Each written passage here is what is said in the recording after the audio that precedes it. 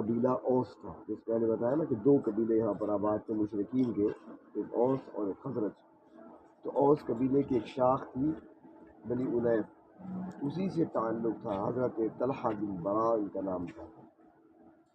تو بیمار ہو گئے، نبی اکرم صلی اللہ علیہ وسلم کو پتہ چلا تو آپ عیادت کے لیے یہاں پر تشریف لائے، عصر کے بعد کا ٹائم تھا۔ تو آپ صلی اللہ علیہ وسلم نے یہاں پر ان کی عیادت فرمائی، ان کی حالت کو دیکھ کر آپ باہر نکلے، آپ نے ان کے خاندان والوں سے فرمایا کہ مجھے لگتا ہے کہ یہ عنقریب ہمیں چھوڑ جائے گا، فوت ہو جائے گا، اس کی وفات اگر ہو جائے تو مجھے اطلاع ضرور دینا تاکہ میں اس کی نماز جنازہ پڑھاؤں۔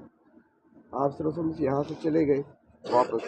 ابھی آپ مدینہ نہیں پہنچے تھے، راستے میں تھے، شام ہو گئی، اندھیرا ہو گیا، ابھی راستے میں تھے کہ ان کی وفات ہو گئی۔